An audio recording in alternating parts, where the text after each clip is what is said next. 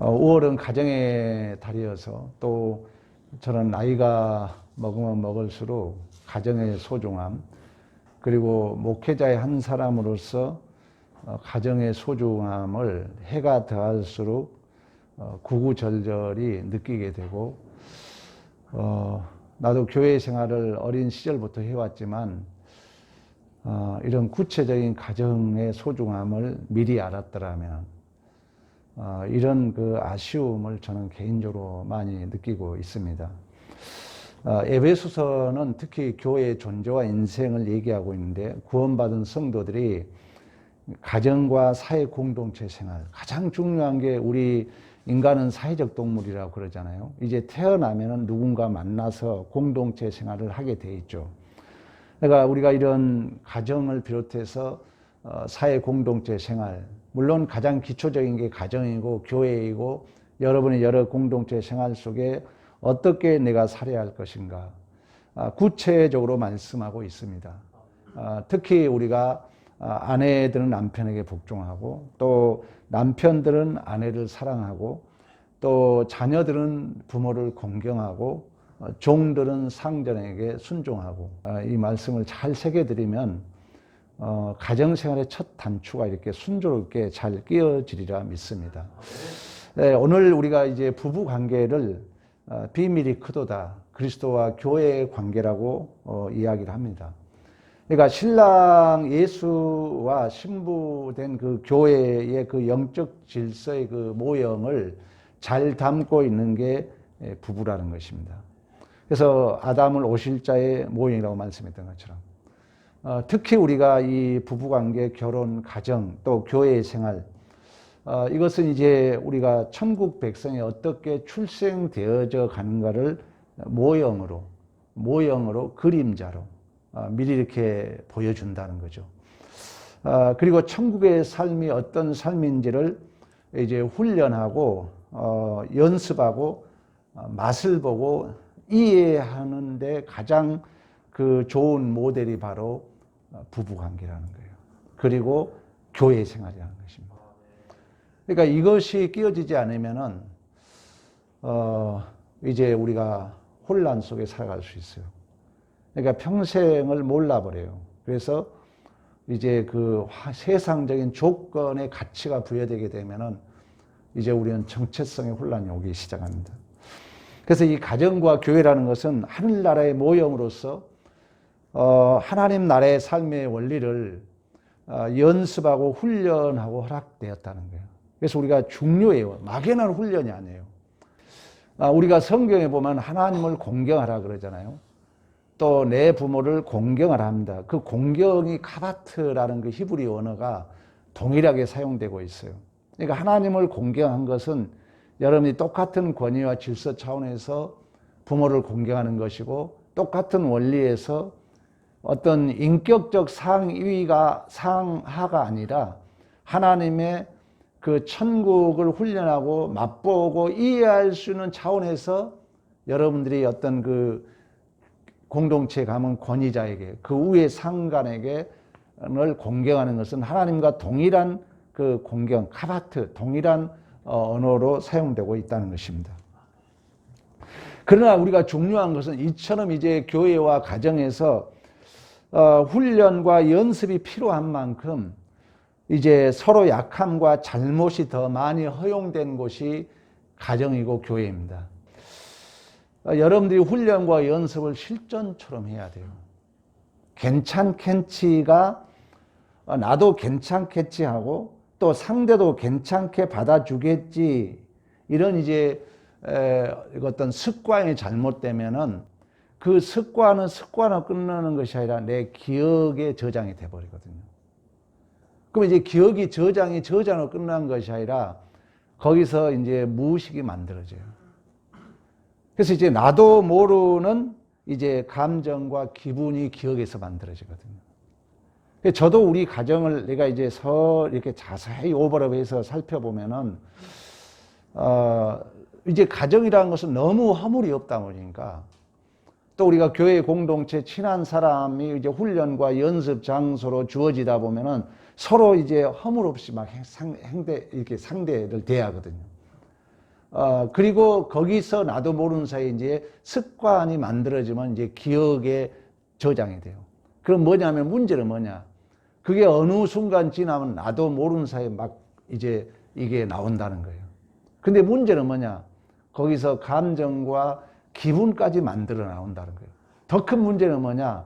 나도 그걸 모르는 무의식 쪽에 만들어진다는 거예요. 그래서 우리가 훈련과 연습과 이해의 장소로 이 가족과 우리 교회 공동체를 하나님이 허락해 주셨는데, 특히 이제 우리 새 출발하는 우리 가정들, 새롭게 시작하는 이제 저는 이제 우리는 이미 인생을 살아왔잖아요. 그러니까 이제 살아가고 이제 혹시 남편을 만나고 이제 아내를 만나 우리 청년들은 정말 중요하다 생각해요. 처음부터 서로 이 어떤 허물없는 관계를 이렇게 서로 이해해야 되고, 나도 상대에게 이 무의식 속에 습관이 만들어지지 않도록 상대의 조심성을 가져야 되고, 또 나 역시 그 상대가 어떤 말을 했을 때 이해를 잘 이렇게 가볍게 넘겨서 가지고 그러한 것들이 내 무의식 속에 저장되지 않도록 하는 것이 우리의 실력입니다. 우리 인생이 여러분 나이가 먹으면 먹을수록 가벼워야 되거든요. 무거우면 안 됩니다. 여러분들이 어떤 현상을 봤을 때 가벼울 수 있는 게 실력자예요. 무거우면 이제 그 인생이 힘들어집니다. 마음이 무거우면 몸도 무거워지고, 그러면 이제 반드시 이렇게 갇히게 돼 있어요. 실질적인 이 가정의 어떤 소중함은 모든 교육 제도와 기관이 사람이 태어나서 최소 단위 가정에서부터 출발했다고 그래요. 모든 그 교육 제도와 기관이. 그리고 의료 제도도 엄밀히 말하면 이제 부모가 자식을 낳고 내 자식이 아프면 부모는 밤잠을 설쳐가면서 회복하기 위해서 노력하잖아요. 그게 발단이 돼서 의료기관이 생겼고 또 의료제도가 생겼다는 거예요. 우리가 이 정치제도와 기관도 가정을 다스리는, 옛날에는 여러분 부족국가였잖아요. 가정에서부터 출발하잖아요. 다 시발점이 가정에서 출발했다는 거예요. 여러분이 자동차를 이제 포드 회사가 만들어지는 그 과정도 자동차의 발명가는 존 달린저거든요. 그래서 이제 포드를 이제 만나요, 이 사람이. 근데 존 달린저란 사람이 원래 그 토머스 에디슨과 아주 가까운 교우 관계가 있었다고 그래요. 근데 어렸을 때부터 이제 기계에 대한 관심을 가졌는데, 결정적으로 자동차에 관심을 갖는 이유는 이 어머니가 젊었을 때 돌아가십니다.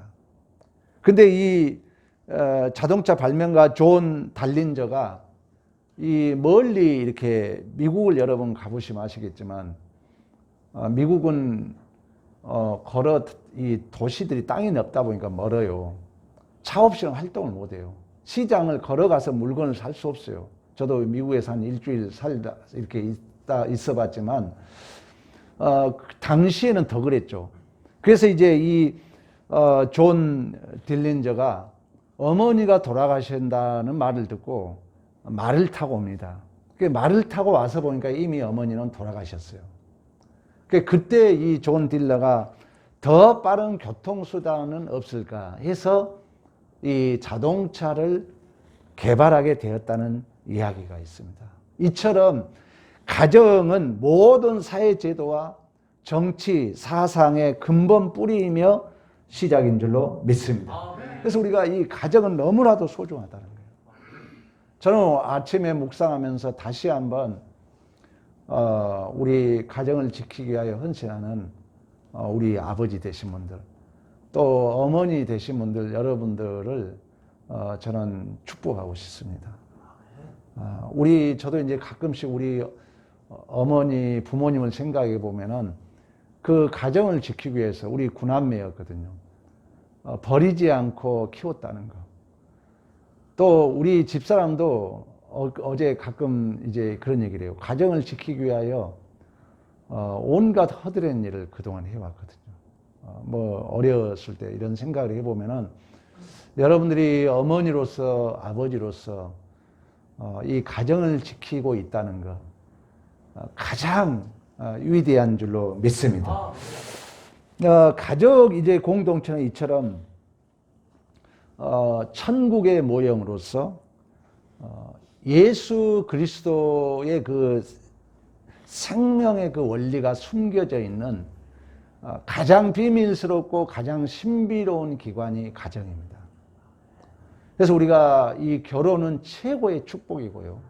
남자와 여자가 만난다는 것 최고의 축복이고 또 가장 비밀스럽고 신비로운 기관이 바로 가정인 줄로 믿습니다. 그래서 이제 우리가 가족 공동체는 예수 그리스도의 그 십자가의 어떤 그 헌신, 희생, 사랑 이러한 구속의 내용이 숨겨져 있어요. 가정에는.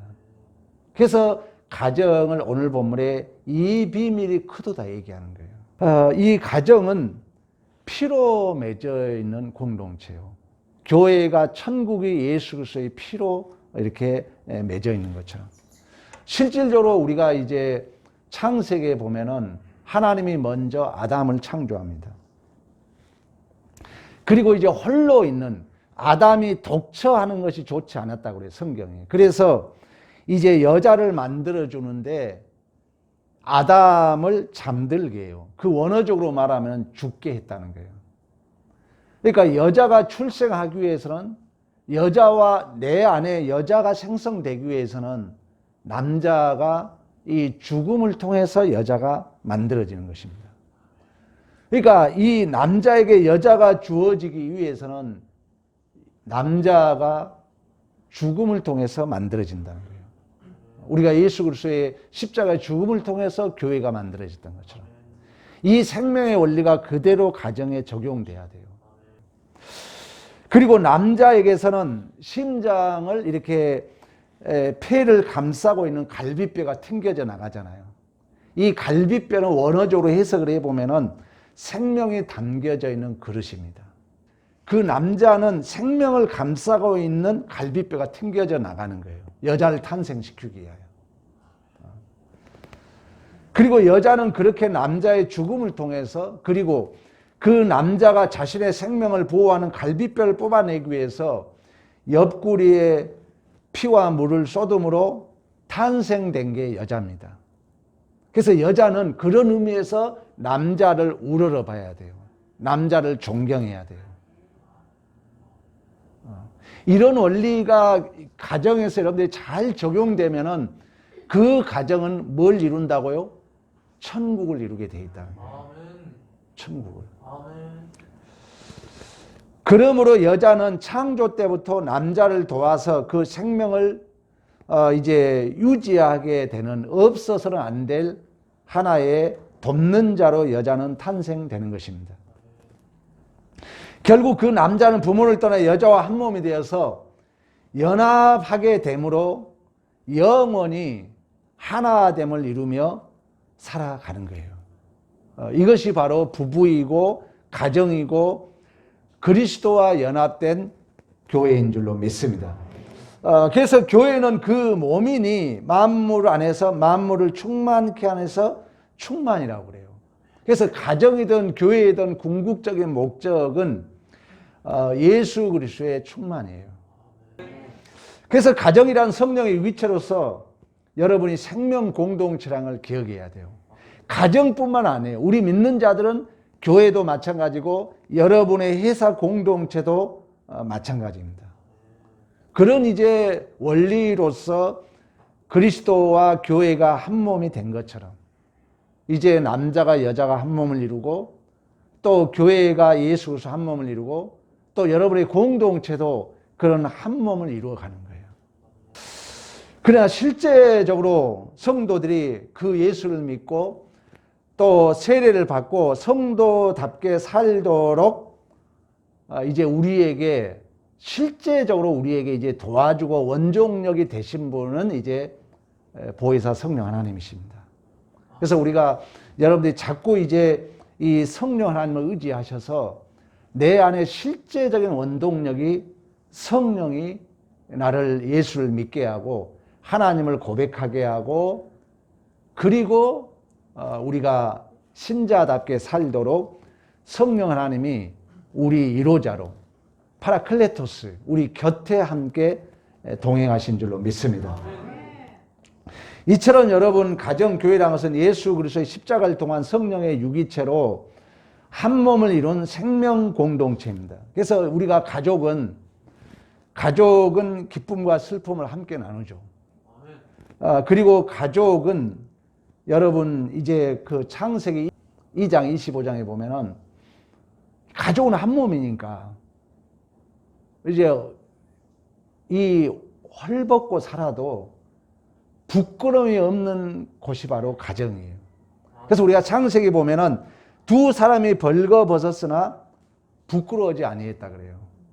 그러니까 우리가 가족이라는 것은 서로 희생하고 헌신하고 기쁨과 고통을 함께 나누고 부끄러움도 이제 없는 곳이 바로 가정이라는 거예요. 실질적으로 여러분 그 미국에서 실제 있었던 실화가 있습니다.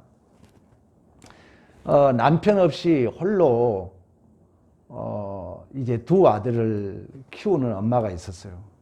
근데 이 두 아들들이 죽창놀이를 하다가 그 지나가던 저명 인사의 눈을 찔른 거예요. 그래서 이제 그 저명 인사가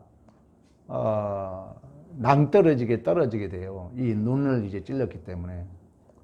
그래가지고 이제 안타깝게도 죽게 됩니다. 그래서 이제 재판이 열렸는데 이 두 아들이 서로 자기가 찔렀다고 그래요. 그러니까 이 재판장이 감동을 받아요. 실제 있었던 일인데. 그래서 서로 찔렀다니까 재판장이 감동을 받은 후에 그러면 어머니가 보기에는 누가 찔렸냐고 물어요. 그때 어머니가 뭐라 하냐면 둘째 아들이 찔렀다고 그래요. 그러니까 이제 충격이죠. 그러면서 그 어머니가 다음 얘기를 해요. 큰아들은 내가 낳은 아들이 아니라 전처 아들이었다 그래요. 그러면서 둘째 아들은 내가 낳은 자식이라는 거예요. 그래서 내가 보기에 나는 하나님을, 그러면서 그 어머니가 그 얘기를 해요. 나는 하나님을 믿는 사람입니다. 내가 하나님의 영광을 받으실 것을 생각했을 때 내가 낳지 않는 전처 아들에게 찔렀다고 얘기할 수 없다는 거예요. 그래서 자기가 난 자기 아들이 찔렀다고 해요. 근데 이 이야기를 듣고 이제 재판장이 감동을 받아가지고 결국 재판장이 직권으로 무죄를 선언했다는 실제 있었던 실화가 있어요. 여러분, 이걸 긍정적으로 보면은 가정은 이처럼 내 자식이기 때문에, 내 아내이기 때문에, 내 남편이기 때문에 희생을 강요할 수 있다는 거예요. 또 우리가 기쁨과 고통을 나눌 수 있어요. 또 한 가지는 서로 부끄러움이 없어요. 가정은, 부부는, 교회도 마찬가지예요. 왜? 한 몸이기 때문에. 근데 제가 하고자 하는 얘기는 그러다 보니까 조심성이 너무 없을 수 있다는 거예요. 제가 근래 와서 하나님이 강력하게 깨달음을 준 내용이에요. 저도 여러분의 가정을 보잖아요. 그래도 서로의 그 조심성을 유지한 가정은 덜해요. 그리고 문제는 뭐냐, 허물 없으니까 나도 조심해야 되겠지만 또 나도 이렇게 실수할 수 있잖아요. 조심해도. 서로가 또 받아들이는 마음도 마찬가지예요. 여러분들의 마음가짐을 가볍게 하라는 거예요. 이 주님의 원리를 생각하고 그걸 여러분들이 마음에 상처로 쌓이지 말라는 얘기예요. 내 얘기는, 하고자 하는 얘기는.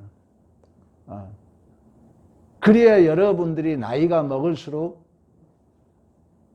아모르파트 삶을 살 수 있거든요. 즐기는 삶, 가벼운 삶을 살 수 있다는 거예요. 근데 이게 서로가 우리 청년들 특히 젊었을 때부터 이걸 잘 훈련해야 돼요. 훈련하지 않으면은 차곡차곡, 엊그제 누가 그 얘기다. 차곡차곡 쌓고 있다고. 차곡차곡 내 마음에 쌓아지면요, 내 인생 못 삽니다. 왜 그러냐면은 그 기억에서 내 감정이 만들어지니까. 내 기분이 만들어져요. 그래서 지난주에도 얘기했잖아요. 내가 근래 하나님이 이제 주신 강력한 깨달음입니다만 우리는 앞을 향해서 가야 되잖아요. 근데 과거의 상처, 기억, 기분이 오늘의 현상을 미래를 향해서 가야 되는데 이걸 오늘을 해석하게 해버려요. 심리학에서 그런 얘기가 있어요. 또 우리가 역사관을 이해할 때 팩트보다도 사관이 더 중요하다 그래요. 어떻게 해석하냐가 더 중요하다는 거죠. 그러니까 이런 어떤 현상을 우리가 잘못하면은 팩트가 중요한 게 아니라 사관, 어떤 눈으로 해석하는 게 더 중요하네. 특히 역사학에서는 중요해요. 우리가 성경도 마찬가지입니다. 성경도 팩트가 중요한 게 아니에요. 누가 어떤 눈으로 해석하냐가 중요하거든요. 그래서 우리가 이 사건에, 제가 몇 번 그런 얘기 했잖아요. 사건의 무게가 예를 들어서 30kg라면은 내가 어떤 눈으로 해석하냐에 따라서 그 무게 중심이, 무게감이 나한테 70, 100이 될 수 있다는 거예요. 근데 문제는 뭐냐? 그 해석은 내가 아니라니까요. 옛날 지난 것들이라니까요. 지난 것들의 감정과 기분, 지난 것들의 기억에 쌓여있는 응어리진 것이 잘못하면 오늘을 해석할 수 있다는 거예요. 이건 내 인생이 아니에요, 이건. 이건 과거적 삶이지 미래적 삶이 아니에요. 근데 이거 여러분 대충 들을 수 있겠지만요, 우리는 다 그렇게 지금 살고 있습니다. 그래서 뭔 말하면 벌써, 아이고, 당신 옛날 그랬지. 나도 모르는 사이에 무의식적으로 그게 딱 만들어져요. 그래서 관계가 깨지고, 여러분들이 틀에 갇히고, 그러면 우리가 삶이 무거워집니다. 무거워지면 작은 거에서 넘어져요. 쓰러져요. 우리가 나이가 먹을수록 여러분들이 하나님 안에서 천국의 모형으로서 가정이 제가 훈련받는 곳이라 오늘 제목을 붙였잖아요. 이제 훈련과 연습 속에 우리가 실수가 너무 허물없이 훈련하다 보면, 너무 우리가 허물없이 연습하다 보면은 나도 모르는 사이에 이러한 것들이 나에게 상처로, 아픔으로, 또는 나에게 좋지 않는 감정으로, 또 기분으로 기억될 수 있다는 거예요. 그래서 여전히 이 사건은 새로운 거거든요. 새로운 것은 나를 더 크게 만드는 은혜잖아요. 우리가 새로운 어떤 삶의 정황을 경험한다는 것은. 근데 문제는 뭐냐? 옛날 과거적 감정을 가지고 그러면 그랬지, 이렇게 해석할 수 있다는 거예요. 우리는 훈련과 연습은 완성을 향해서 가야 되는데 잘못하면은 그 훈련과 연습이 허물없이 돼야 하므로 나에게 긍정적 효과도 있지만 부정적으로 내 기억에 상처와 아픔으로 응어리진 걸로 기억될 수 있지 않을까. 저는 개인적으로 근래에 묵상하면서 깨달은 내용을 여러분들에게 전하고자 하는 것입니다. 그래서 여러분들이 혹 이러한 부부는 부끄러움이 없어요. 창세기 얘기하고 있잖아요. 부부는 아픔과 상처를 같이 감당하는 거예요. 그러다 보니까 오는 혹시라도 그 무례함이, 무절제함이 서로 말은 못하지만 아픈 기억으로, 아픈 상처로 여러분들에게 기억될까 봐서 얘기하는 것입니다. 그런 게 있다면 여러분 봐봐요. 치료는 이제 이걸 아는 거, 원리를, 이런 것들이 속에서 내가 기분 나빠했구나. 아는 순간 치료는 시작됩니다. 그러면서 그것을 이제 의식적으로 끌고 와야 돼요. 끌고 와서 말씀을 의지해야 됩니다. 성령을 의지해야 됩니다. 우리가 역대 최고의 심리학자 프로이드 융은 그런 의미에서 자기를 만나라고 해요. 나를 못 본 사람은 절대 치료가 안 됩니다.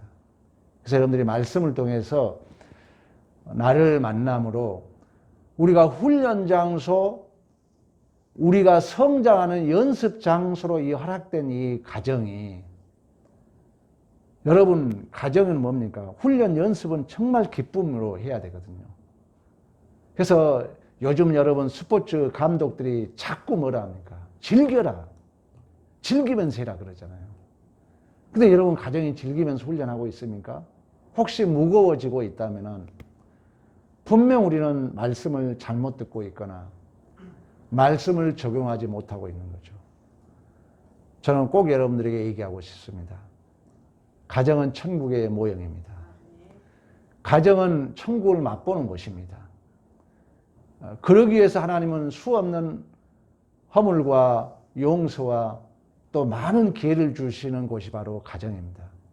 이 가정에서 여러분들이 혹 잘못된 습관으로 말미암아 앞을 향해서 못 가고 가장 행복을 누려야 할 내 아내와 내 남편 또 내 자녀들과 참다운 가치와 복을 누리지 못하고 있다면 여러분 다시 한번 말씀을 의지하여서 나의 그 꼬여있는 부분을 다시 한번 이렇게 잘 살펴서 풀어감으로 내 마음이 가벼워지고 내 존재와 인생이 기쁨과 즐거움이 가득한 삶이 되기를 간절히 축원합니다.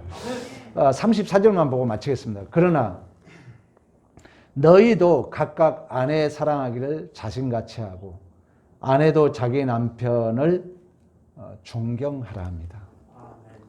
여러분, 이 사랑과 존경이 하나님 앞에 물어보세요. 50점 이상 안 되고 있다면 우리는 회개해야 됩니다. 50점 이상이 돼야 됩니다. 믿는 자들은. 여러분, 가정의 천국을 이루지 못하고 있다면 아니잖아요. 저는 목회자로서 남은 여생 이 가정의 소중함을 꼭 강조하고 싶고 또 우리 후손들에게도 이 가정의 소중함, 아내와 남편을 만났을 때 처음부터 이 습관이 잘 만들어지도록 여러분들이 참다운 훈련과 연습이 되어서 진실로 천국의 모형을 이루는 우리 모든 가정이 되기를 간절히 축원합니다. 우리